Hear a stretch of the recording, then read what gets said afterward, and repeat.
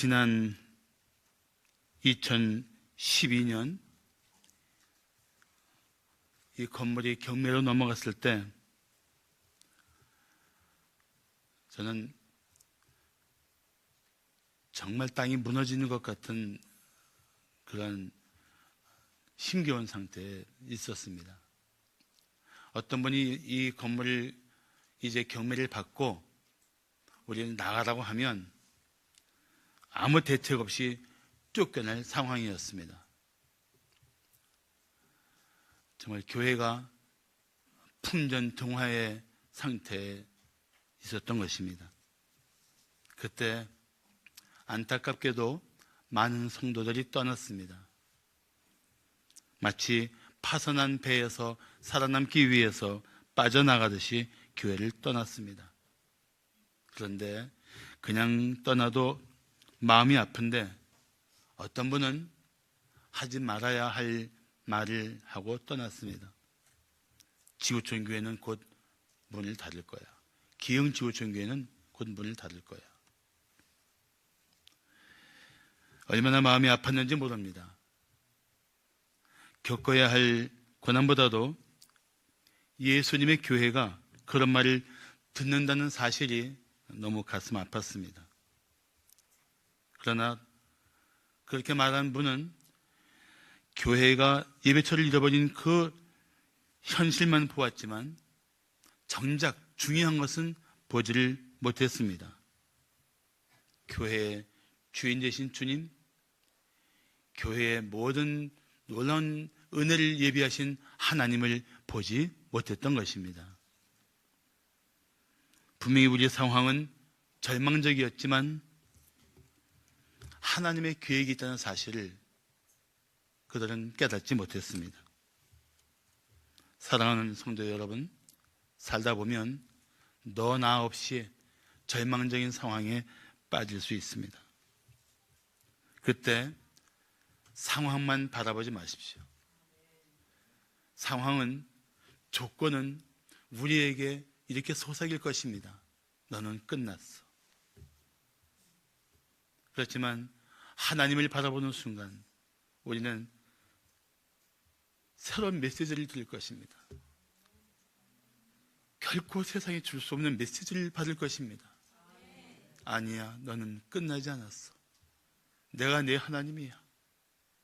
내가 너를 붙들고 있어. 그 음성을 의지하며 그 상황을 이겨낼 수 있었던 것을 저는 이제서야 고백하고 싶습니다. 제가 오늘 아침에 일어나서 하나님 주책 부리고 울지 않게 해주십시오 하고 기도를 했는데도 하나님이 울어도 돼 하시는지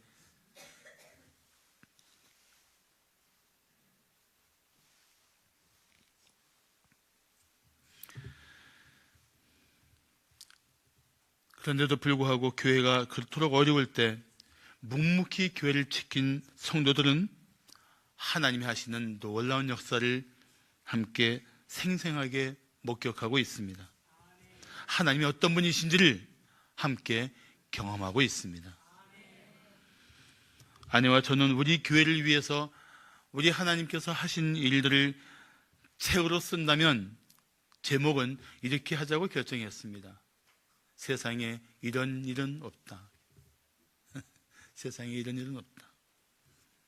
하나님은 우리의 경험과 지식을 훌쩍 뛰어넘어서 일하시는 분이십니다. 하나님은 우리를 위해서 펀드 회사가 이 건물을 경매받게 하셨습니다. 저도 이번에 알았지만 펀드 회사는 경매로 취득한 건물에서 임대료를 받을 수가 없습니다. 그러니까 건물이 팔릴 때까지 임대료를 받지 못한 채 현재 그 건물을 쓰는 분들이 사용을 해야 건물이 보존이 되니까 있어 달라는 겁니다. 그래서 무려 6년 반 동안 임대료 없이 우리는 이 건물을 사용해 주었습니다. 할렐루야. 하나님이 하신 일이에요. 저는 펀드 회사가 경매로 얻은 건물은 임대료를 받지 못한다는 그것조차 몰랐고, 그냥 경매에 넘어갔다는 말만 듣고 이제 이 막막한 상태에서 어떻게 헤쳐나갈 것인가만 걱정했습니다. 하나님은 놀라운 방법으로 우리 교회를 지켜 주셨습니다. 할렐루야. 네, 함께 영광을 돌려요.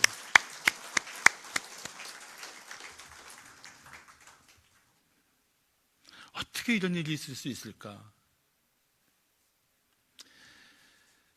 누구도 상상치 못한 일입니다. 우리는 이런 일들에 대한 어떤 계획도 세울 수가 없었습니다.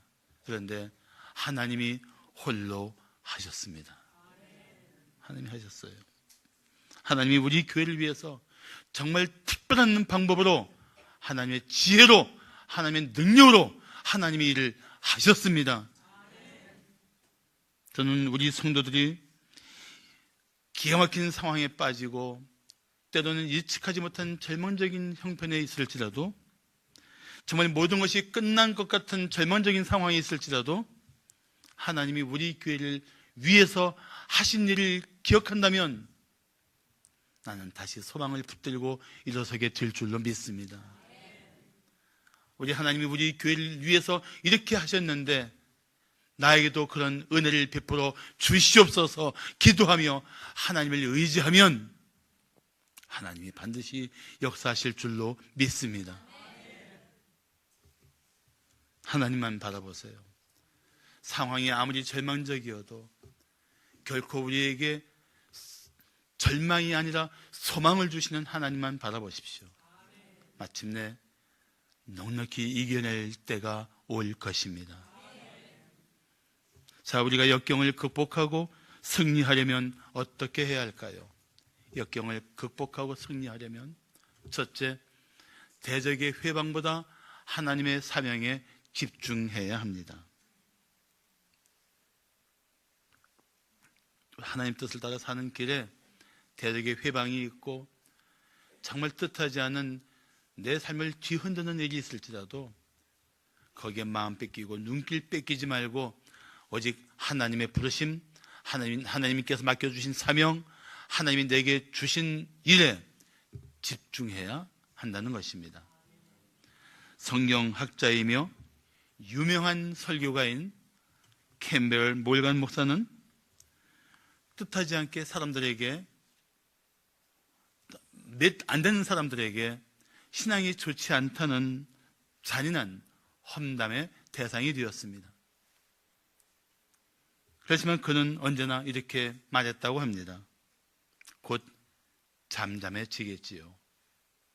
그동안 나는 조용히 내 일을 계속할 겁니다. 사랑하는 성도 여러분, 살다 보면 우리 마음을 흔들고 우리를 위협하는 일들이 있을지라도 그것 때문에 마음을 뺏기지 마십시오.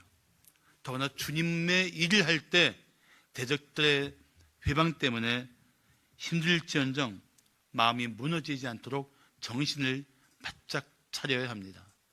오늘 느헤미야 6장 1절을 보시면 산발락과 도비야와 아라비아 사람 게셈과 그 나머지 우리의 원수들이 내가 성벽을 건축하여 허물어진 틈을 다시 남기지 아니하였다 함을 들었는데 그때는 내가 아직 성문에 문짝을 달지 못한 때였다고 말하고 있습니다.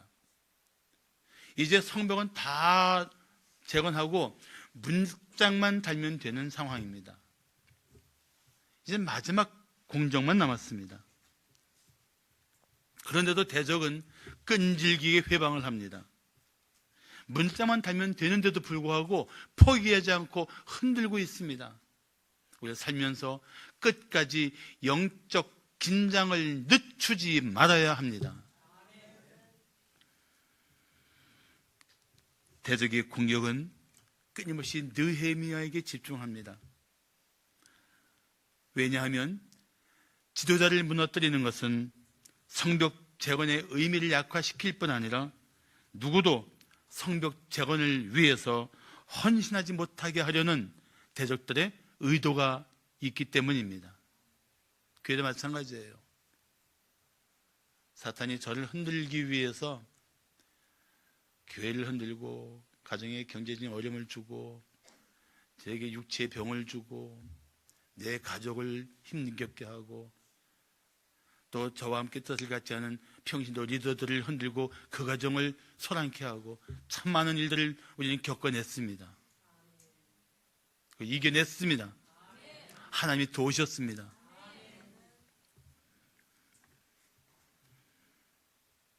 그래서 대적들이 느헤미야를 만나자고 할 때 느헤미야가 뭐라고 대답하는 줄 아십니까? 3절을 보십시오. 내가 곧 그들에게 사자들을 보내어 이르기를, 곧 지체하지 않고 바로 사자들을 보내어 뭐라고 말합니까? 내가 이제 큰 역사를 하니 내려가지 못하겠노라. 어찌하여 역사를 중지하게 하고 너희에게로 내려가겠느냐고 대답합니다. 내가 지금 하나님의 일을 맡고 있고 주님의 사명이 내 인생의 우선순위의 1번인데 내가 어찌 너희들의 마음을 맞추고 너희들을 잠잠하기 위해서 너희들에게 내 시간과 노력과 관심을 뺏기겠느냐? 거절합니다.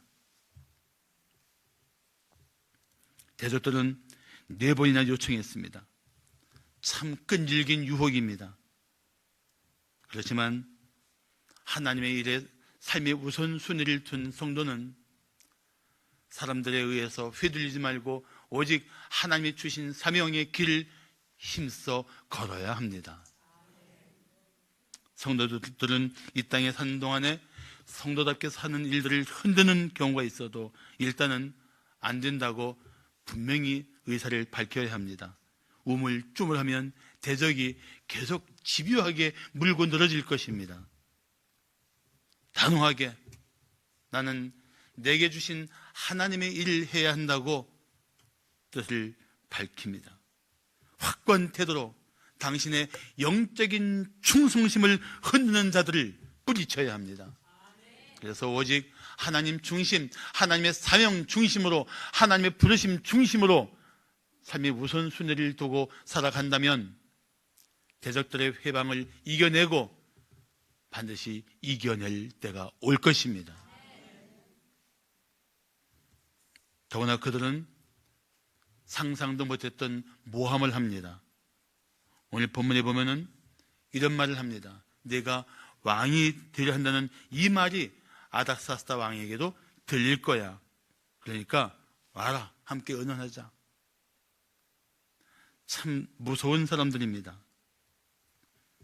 그리고 그 편지를 일부러 봉하지 않았습니다. 편지를 봉하지 않았다는 것은 호기심에 한번 슬쩍 들춰보게 하고 그 내용을 보고 발설하게 하려는 목적입니다. 사람은 참 묘해서 누군가 보지 못하게 하는 것은 보고 싶고 본 것은 또 말하고 싶어서 견딜 수 없어 합니다. 그러나 아무리 나이가 많고 성장한 사람이라도 그 유혹을 뿌리치기는 쉽지 않습니다. 애초에 안 보는 게 좋아요. 그런데 안 보게 됩니까? 그런 말이 있잖아요. 문을 잠그고 나가는 엄마에게 아들이 묻습니다. 엄마는 하나님이 집을 지켜준다고 하면서 왜 자꾸 문을 닫아? 엄마가 지혜롭게 이렇게 대답했다고 합니다. 나는 하나님을 믿는데 믿지 않는 사람이 열린 문에 유혹받고 들어와서 죄를 지을까 봐 그래. 맞지요?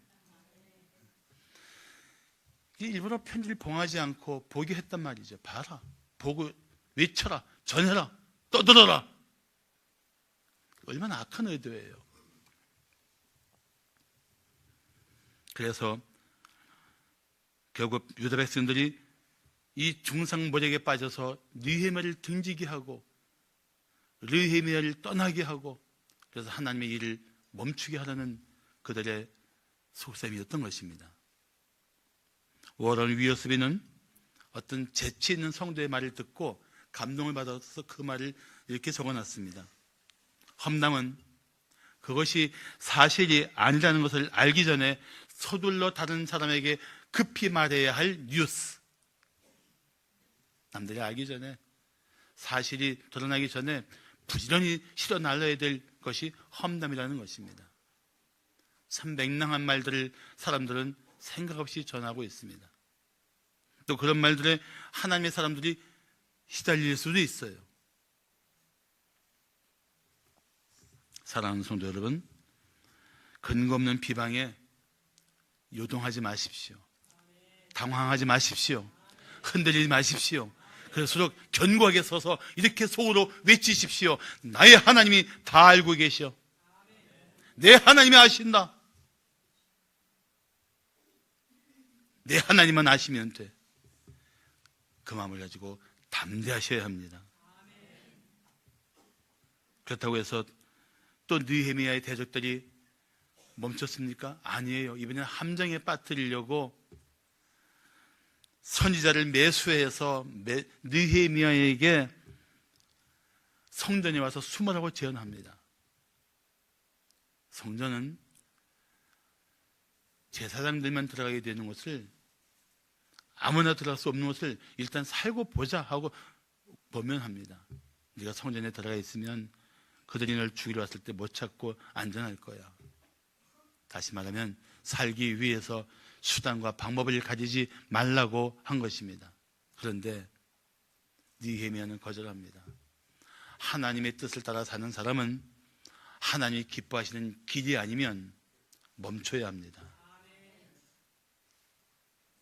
그리고 뒤늦게 느헤미야는 깨닫습니다. 자, 13절을 보시면 그들이 뇌물을 준 까닭은 나를 두렵게 하고 이렇게 함으로 범죄하게 하고 악한 말을 지어 나를 비방하려 함이었느니라. 두려워서 숨게 한 다음에 봐라. 저 느헤미야의 실체를 봐라. 그렇게 하기 위한 함정이었던 것을 깨달았던 것입니다. 사랑하는 성도 여러분, 정말 하나님 뜻을 따라 사는 일들에는 어쩌면 지속적인 사탄의 회방이 있을 수 있습니다.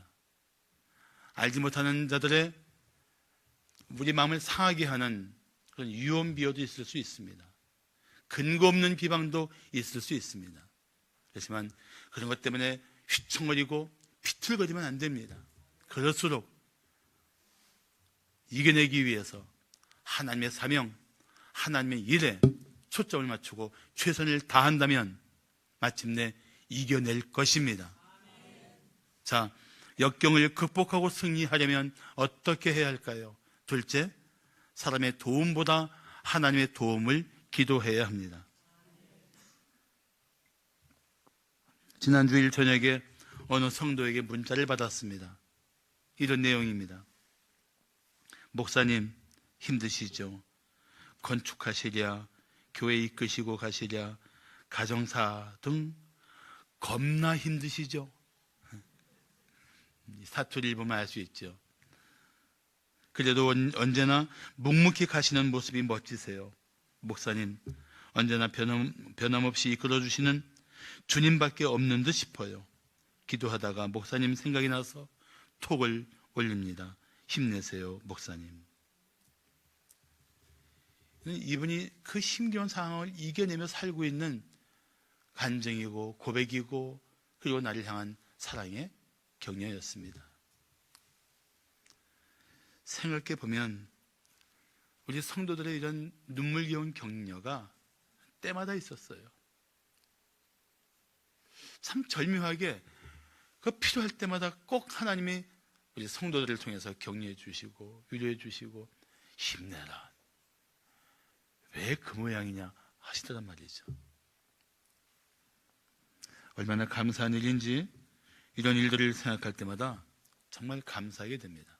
난 바울이 편지를 쓰면서 너희를 생각할 때마다 감사한다는 말이 뭔지를 아는 목사예요. 우리 성도들에게 진심으로 감사를 드립니다. 감사만 드리는 게 아니에요. 오늘도 우리 사역자들하고 함께 기도했지만 정말 우리 성도들이 너무 자랑스럽고 너무 사랑스러워서 정말 여러분들 평생 축복하는 목사가 될 것입니다. 사실 제가 가장 힘들었던 것은 제 잘못으로 우리 교회가 위기에 몰렸다는 사실입니다. 임대 보증금을 잃어버리고 교회의 그 고통스러운 가운데 성도들이 안절부절 못할 때 얼마나 가슴이 아픈지 죄인의 심정으로 살았습니다. 제가 앞에서 약한 모습 보이고 어리석은 모습 보이면은 더 힘들어할까봐 설교 중에 한 번도 비치지 않고 꿋꿋이 설교를 했지만, 사실은 교회의 이 모든 원인은 나 때문이다 하는 이 자책감, 참 견디기 힘들 만큼 무거웠습니다.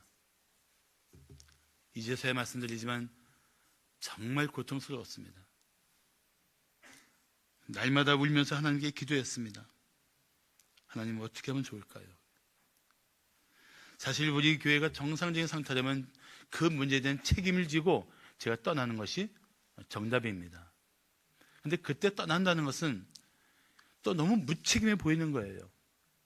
그러니까 책임을 져야 될 사람이 책임도 못 지고, 그렇다고 헤쳐나가야 하는데 대책도 없이 정말 옴짝달싹할 수 없는 상황이었습니다.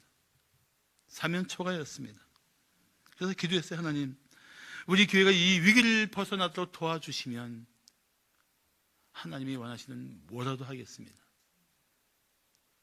그런데 우리 기존 성도들은 꿋꿋이 자리를 지키고 5년 전부터 하나님이 예비하신 하나님의 사람들을 하나씩 보내주기 시작하셨습니다. 그래서 저는 하나님의 사인을 보았어요. 내가 일하고 있어. 내가 기흥지구촌 교회를 위해서 내가 일하고 있어. 그 사인을 보면서 얼마나 감사했는지. 하나님이 하시고 있구나. 하나님이 일하시고 계셔. 급한 마음으로 사람에게 도움을 요청하고 싶었던 때도 있습니다. 제 자신이 어떤 상황에 빠지면, 어떤 기막힐 상황에 빠지면 포기하는 사람이 아니라 어찌든지 파스랑거리며 헤쳐나가려고 몸부림치는 사람인데, 그것조차도 할 수 없는 상황에서 정말 제게 남은 길은 하나밖에 없었습니다. 하나님의 도우심이었습니다. 하나님의 도우심.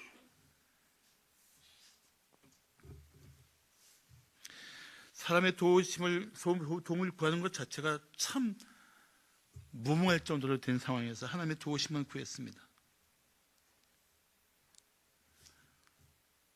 아무리 생각해도 정말 하나님 외에는 도움이 없었습니다. 하나님밖에는 의지할 것이 없었습니다. 그래서 기도만 했습니다. 그런데 기도만 한 것이 최상의 선택이었습니다. 기도할 수 있는 것이 최선의 해답이었습니다. 기도를 붙든 순간 소망은 꽃피기 시작했습니다. 기도를 매달리는 순간 누구도 도움이 될 수 없는 상황을 능히 도우실 수 있는 하나님이 움직이기 시작했습니다. 참 재미있는 것은 사람의 도움을 구하지 않고 하나님의 도움을 구하니까 하나님이 일하시고 계시다. 여러분, 저는 그것을 생각합니다. 하나님 없이 사람의 도우심을 구하면 하나님은 일하시지 않습니다. 그런데 사람의 도움보다 하나님의 도우심을 먼저 구하면 하나님이 일하시면서 사람까지 사용하십니다. 참 오묘하게 일하시는 하나님 아니십니까? 하나님은 우리가 사람을 의지하는 것보다 오직 하나님을 전적으로 의지하기를 원하십니다. 그 하나님을 의지하는 구체적인 믿음의 행위가 무엇입니까? 기도예요. 기도. 느헤미야는 거짓말로 중상모략하는 대적들의 악한 의도를 간파했습니다. 그것은 느헤미야와 백성을 두렵게 하고 손이 피곤하여 이를 중지하게 하려는 의도였습니다. 그 순간 느헤미야는 도움이 될 사람을 찾지 않았습니다. 그 주변에 왜 참모가 없었겠어요? 왜 지혜 있는 사람이 없었겠어요? 그 순간에 그에게 도움이 될 이들이 왜 없었겠습니까? 그런데 그는 먼저 하나님을 찾습니다. 하나님께 기도합니다. 자, 오늘 본문 9절을 보시면 이는 그들이 다 우리를 두렵게 하고자 하여 말하기를 그들의 손이 피곤하여 역사를 중지하고 이루지 못하리라 함이라. 이제 내 손을 힘입게 하옵소서. 그는 그 순간 하나님께 기도합니다. 주님, 내 손을 힘입게 해주세요. 대적은 우리 손에 힘을 빼고 우리 손이 피곤하여 하나님의 일을 멈추게 합니다. 그러나 기도할 때 하나님은 우리 손을 붙들어 힘있게 하시며 하나님의 일을 감당하도록 도우십니다. 그러니 기도밖에는 무슨 길이 있겠습니까? 사랑하는 성도 여러분, 어떤 도움도 구할 수 없고 어떤 소망도 없이 정말 아무것도 할 수 없는 상황, 그때 믿음의 기도는 큰 일을 이룰 줄을 믿으시기 바랍니다. 믿음의 기도로 하나님의 도우심을 경험하시기를 축복합니다. 하나님이 하실 거예요.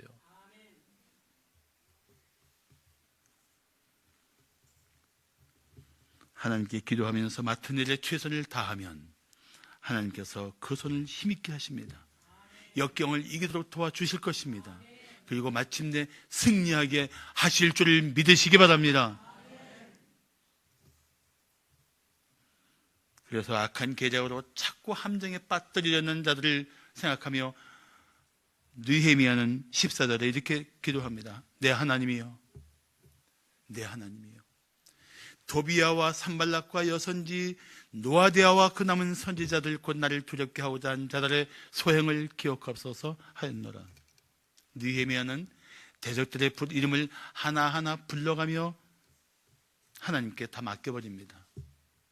그들과 맞서 싸우기보다는, 그들 때문에 힘겨워하기보다는, 그들 때문에 주저앉기보다는 하나님께 다 맡기는 거예요. 하나님, 이 사람들 하나님이 좀 어떻게 해주세요. 나는 하나님의 일만 하렵니다.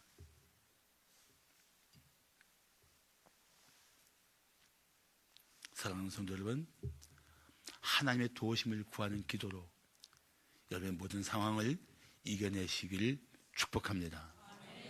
마지막으로 역경을 극복하고 승리하려면 어떻게 해야 할까요? 제 자신의 역경보다 하나님의 역사를 생각해야 합니다. 사랑하는 성도 여러분, 우리가 겪는 역경보다 더 중요한 것이 있습니다. 역경 속에 있는 우리를 하나님이 돌보시고 계시다는 것입니다. 하나님은 절대로 우리를 그 기가 막힐 상황에 방치하지 않습니다. 내버려 두시지 않습니다. 우리를 위해서 일하실 것입니다. 반드시 그 역경에서 일으켜 주실 것입니다. 그 기가 막힌 상황에서 건져 주실 것입니다. 높이 들어 주실 것입니다. 대적들이 놀래서 주저앉을 정도로 하나님은 우리를 일으켜 주실 것입니다. 그리고 하나님 말씀하실 거예요. 내가 네 하나님이야. 내가 네 하나님이야. 그래서 저는 그렇게 기도했어요. 하나님, 우리를 건져 주셔서 우리가 하나님의 교회이고 제가 하나님의 종인 것을 나타내 주시옵소서. 하나님이 우리 하나님이신 것을 나타내 주시옵소서. 하나님은 그렇게 하셨습니다.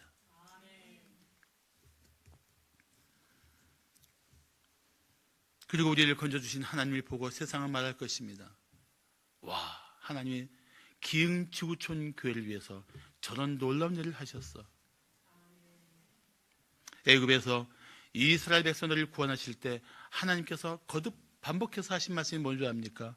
이스라엘아, 내가 내 여호와인 줄 알리라. 애굽이 내가 참으로 여호와인 줄 알리라. 열방이 내가 여호와인 줄 알리라. 우리 삶을 통해서 하나님이 하나님이심을 드러낼 수 있는 그 소망을 붙들고 역경만 생각하지 말고 하나님의 이름이 나로 하여금 높임받는 일들을 꿈꾸어야 합니다.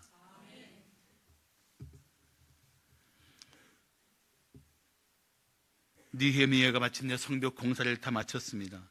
불과 52일 만에 대공사를 마친 것입니다.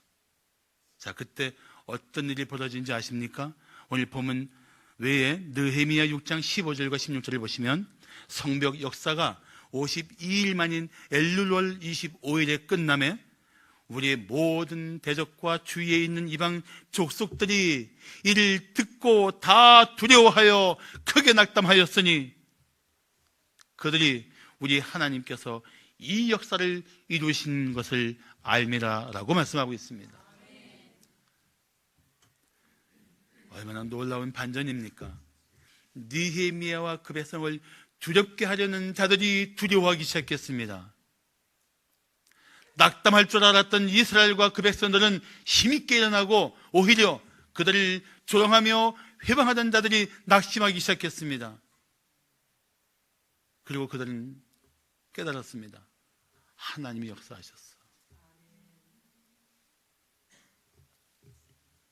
사랑하는 성도 여러분, 우리가 세상을 두려워하면서 하나님의 일을 중재하게, 세상을 두려워하면 하나님의 일을 중재하게 되지만, 우리가 하나님의 일을 마치면 세상이 우리를 두려워할 것입니다.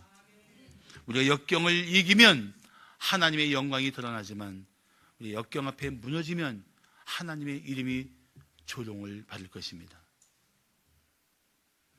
우리가 어떤 역경도 이겨내면 우리는 마침내 우리 하나님이 어떤 분이신지를 드러내게 될 것입니다. 내 역경에 몰두하지 말고 이 역경 속에서 능히 건지실 하나님이 어떻게 일하시고 계시는지를 보여달라고 구하십시오. 그리고 작은 사인도 놓치지 말고 그 사인을 붙들고 하나님이 오늘 나를 위해서 일하시고 계시다고 고백하며 기뻐하십시오.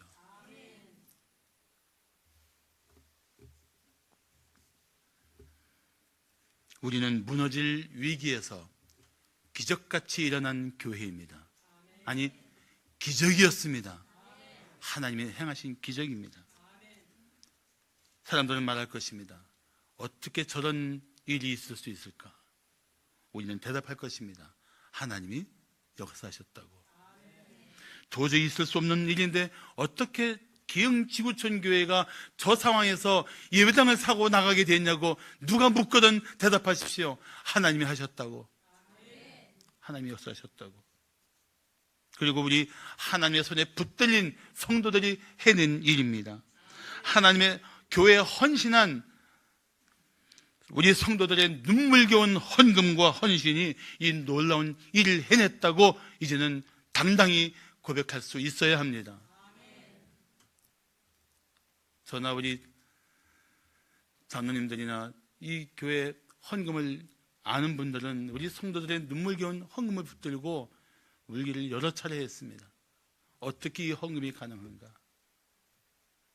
그 사정 뻔히 아는데, 그 상황 다 알고 있는데 어떻게 이런 헌신이 가능한가? 금액이 커서가 아니에요. 어떤 분은 정말 50만 원이 벅찬데 그걸 해내고 있는 거예요.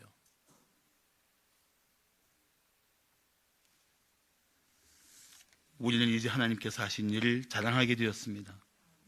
우리 성도들이 자랑스러운 것은 이 놀라운 역사를 위해서 한마음 한뜻이 되어 요동하지 않고 마침내 이 일을 해냈다는 것입니다. 물론 때로 우리 마음을 흔드는 일도 있었습니다. 과연 우리가 해낼 수 있을까? 이 상황을 벗어날 수 있을까? 그런데 하나님은 우리를 도우셨고 우리는 해냈습니다. 이것은 오로지 주님을 사랑하고 주님의 그 나라와 교회에 헌신한 우리 성도들이 받을 기쁨입니다. 이런 글이 있습니다. 교회에 안고만 빼먹는 그 마음에는 결코 사랑으로 역사하는 진정한 믿음은 자리 잡을 수가 없다. 주님을 사랑하고 주님을 경외하는 마음이 어떻게 그 안에 싹 들 수 있는가? 한 교회의 몸을 담았다면 교회를 위해 헌신하고 희생하는 것을 기뻐해야 마땅하지 않는가? 그렇습니다.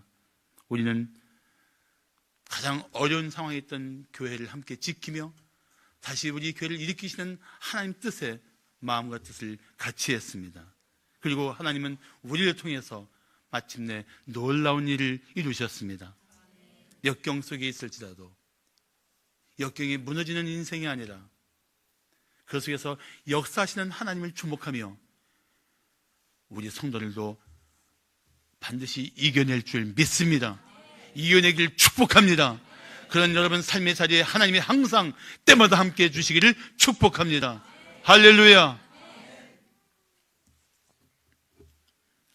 마르틴 루터는 성령의 진리를 위해서 거대한 로마 가톨릭 교회와 맞섰습니다. 그건 쉬운 일이 아니었습니다.